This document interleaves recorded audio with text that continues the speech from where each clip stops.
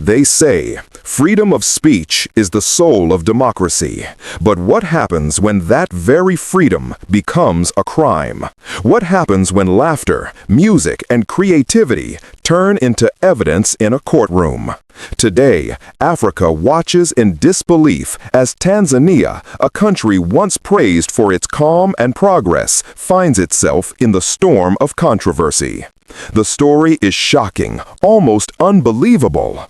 Young people, some barely in their 20s, are being charged with treason. Yes, treason, for participating in a simple TikTok trend. A sound remix, a bit of humor, and suddenly they are seen as enemies of the state. How did we get here? How did a viral dance trend turn into a matter of life and death?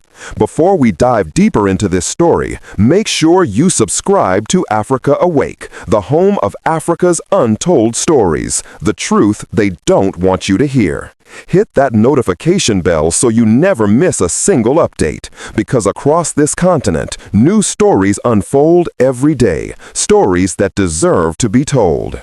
This is not just news. This is Africa's awakening.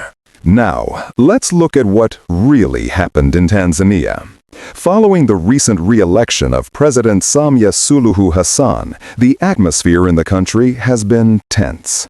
The election itself was already surrounded by controversy. Many opposition figures were either disqualified or detained, leaving the president with little to no real competition. The official results gave her a staggering 98% of the votes. To some, that looked like a victory.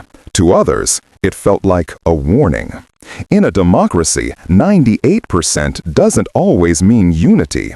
It can also mean silence. Meanwhile, the streets of Dar es Salaam, Dodoma, and other cities erupted, not in celebration, but in outrage. Ordinary Tanzanians, desperate for a voice, poured into the streets to denounce what they called an insult to democracy. But their voices were quickly drowned out. Security forces cracked down with brutal force. Tear gas filled the air, bullets followed, and in the chaos, more than 700 innocent lives were lost. Mothers cried for sons who never came home. Fathers carried the lifeless bodies of their children. The protests ended, silence fell, and power, once again, rested in the hands of those who believed fear was the answer to dissent. And just when Tanzanians thought the storm had passed, something unexpected happened, and silence began to speak louder than ever. An ordinary DJ, just doing what DJs do best, took a piece of one of President Samia's speeches and turned it into an Amapiano remix. The track exploded across TikTok and Instagram. People danced, laughed, and celebrated online. It was just another viral trend. Or so everyone thought. But the government didn't find it funny. They called it subversive. They called it disrespectful. And shockingly, they called it treason. Within days, reports began to surface. The police were hunting down those who had used the remix. Some were arrested in their homes, others dragged from internet cafes. According to local sources, 24 people were detained. Their crime? Using a viral sound. Their punishment? Potentially the death penalty. Let that sink in for a moment. A dance trend, a simple piece of music, could now cost someone their life. Is this really the democracy that Africa needs? Is this what our leaders mean when they talk about stability and order? When ordinary citizens can be accused of betraying their nation simply for participating in a social media trend, one has to ask, where does democracy end and dictatorship begin? Some Tanzanians have defended the government's decision, saying that mocking or remixing the president's voice is disrespectful to the office. But others are deeply disturbed, calling it a terrifying sign of a government that has lost touch with its people. When a state fears jokes, music, or memes, it is no longer protecting itself. It is protecting its insecurity. Real strength isn't found in silencing citizens, but in listening to them. A leader elected by the people should not fear the people. A confident government doesn't need to hide behind arrests and intimidation. Tanzania has long been seen as a peaceful nation, but peace without freedom is nothing more than quiet fear. Citizens now wonder if this is the beginning of a new era of control, where every word, every post, and every beat could be seen as rebellion. And this is not just a Tanzanian story. Across Africa, we are witnessing a dangerous pattern. Governments use the word democracy to describe systems that no longer represent their people. They hold elections where results are predetermined, silence the press, and label critics as traitors. But when young people, the heartbeat of our continent, begin to fear their own voices, the future itself is in danger. Ask yourself this: is this the kind of Africa we want to build? An Africa where our youth, instead of dreaming, are looking over their shoulders? An Africa where art becomes crime and creativity becomes resistance? What message are we sending to the next generation when laughter and expression can lead to a prison cell or worse? At this point, it's not even about politics anymore. It's about humanity. These are young people who simply followed a viral trend. They did not call for violence. They did not attack anyone. They did not overthrow the state.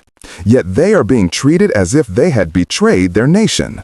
And all this in a country that proudly calls itself democratic. Democracy should mean participation, expression, and choice, not fear, silence, and punishment. What kind of leadership fears its people's laughter?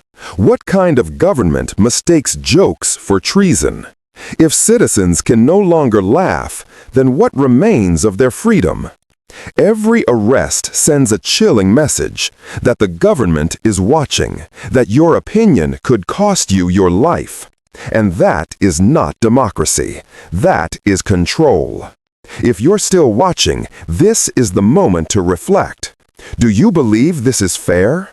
Do you believe these young TikTokers deserve to be called traitors?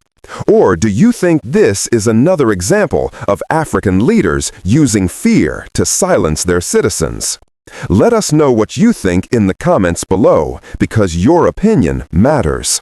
Every comment, every voice adds to the chorus of truth echoing across the continent. And if you haven't yet, please make sure to subscribe to Afrika Awake and turn on your notifications. Because stories like this, stories that expose the truth behind the headlines, are exactly why this channel exists. Africa needs voices that speak, not whispers that hide. Together, we can awaken a new era where citizens are no longer afraid to express themselves. The Tanzanian story is still unfolding. The arrested youths remain behind bars, waiting for justice. What happens next will speak volumes, not just for Tanzania, but for all of Africa.